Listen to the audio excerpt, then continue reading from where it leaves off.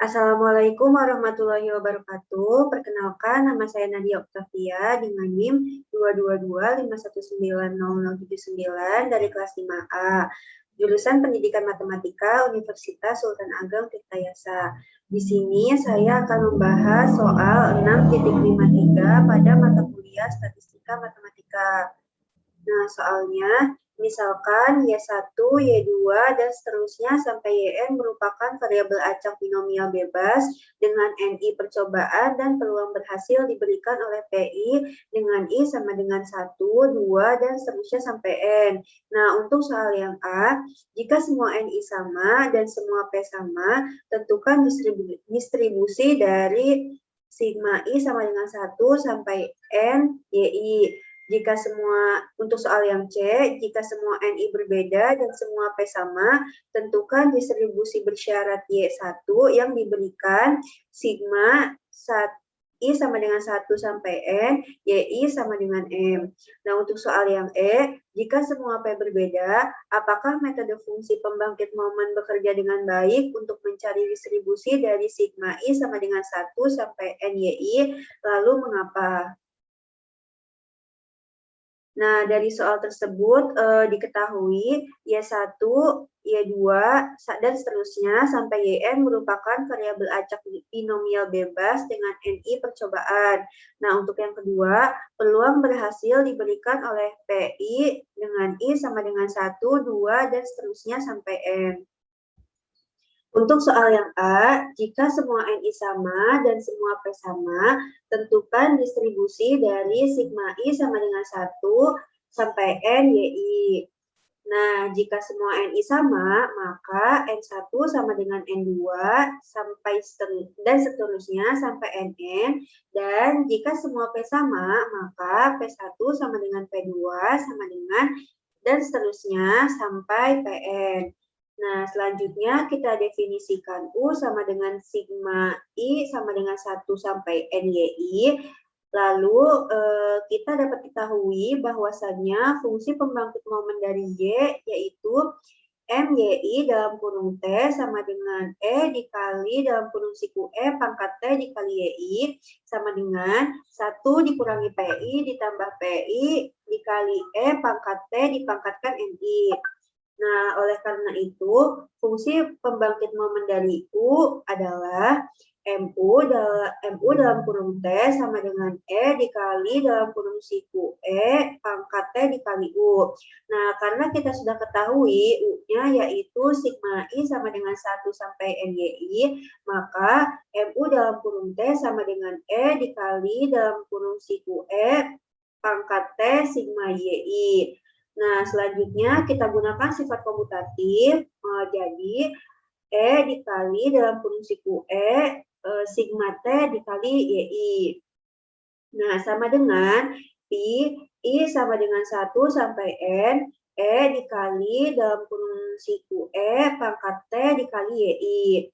Nah, karena kita sudah ketahui bahwa fungsi pembangkit momen dari Y-nya yaitu E dikali dalam kurung siku E pangkat T YI sama dengan 1 min P sama dengan 1 min PI ditambah PI dikali E pangkat T dipangkatkan NI, maka kita dapat ganti E dikali dalam kurung siku E, T dikali YI menjadi Pi I sama dengan 1 pangkat sampai N, 1 min PI 1 dikurangi PI ditambah PI dikali E pangkat T dipangkatkan NI.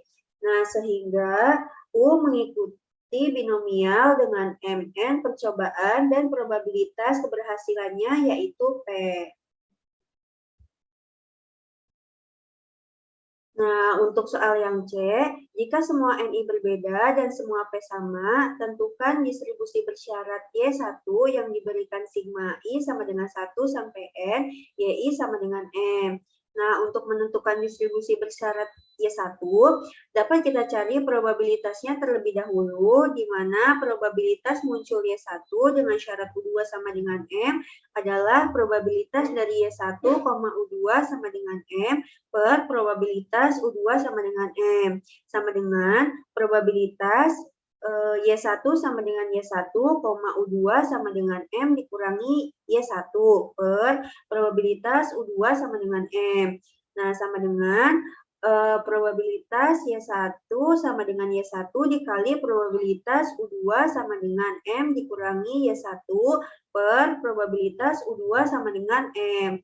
Nah, untuk mencari probabilitas fungsi, kita dapat menggunakan kombinasi N dan Y dikali P pangkat Y dikali 1 min P pangkat N dikurangi Y.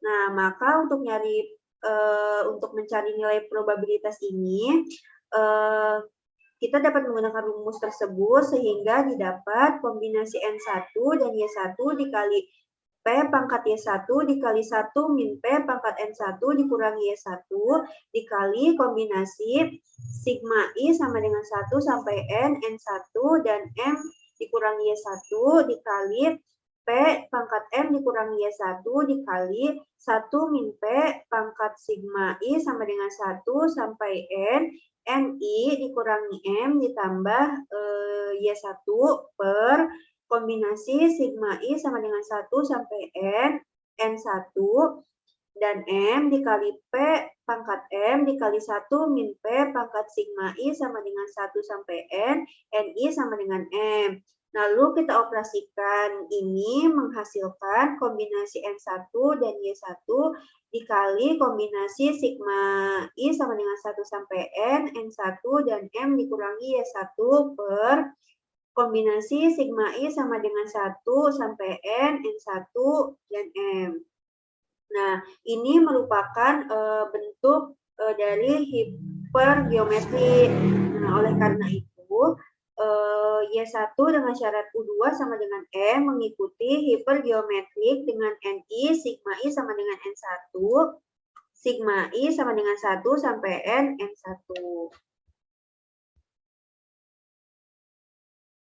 Selanjutnya, untuk soal yang jika semua P berbeda, apakah metode fungsi pembangkit momen bekerja dengan baik untuk mencari distribusi dari sigma I sama dengan 1 sampai NYI, lalu mengapa? Nah, jika semua PI berbeda, maka fungsi pembangkit momen dari YI yaitu MYI dalam kurung T sama dengan dalam QI ditambah PI dikali E pangkat T dipangkatkan NI untuk setiap I sama dengan 1, 2, dan seterusnya sampai N. Nah, sekarang kita asumsikan bahwa V sama dengan sigma YI, maka fungsi pembangkit momen dari V adalah MV dalam kurung T sama dengan QI ditambah P1 dikali E pangkat T dipangkatkan N2, Q2 ditambah P2 dikali E pangkat T dipangkatkan N2, dan seterusnya sampai Qn ditambah Pn dikali E pangkat T dipangkatkan Nn. Nah, oleh karena itu, dari sini dapat kita lihat fungsi massa probabilitas tidak dapat ditemukan. Nah, mungkin cukup sekian dari saya. Mohon maaf apabila ada kekeliruan. Terima kasih. Wassalamualaikum warahmatullahi wabarakatuh.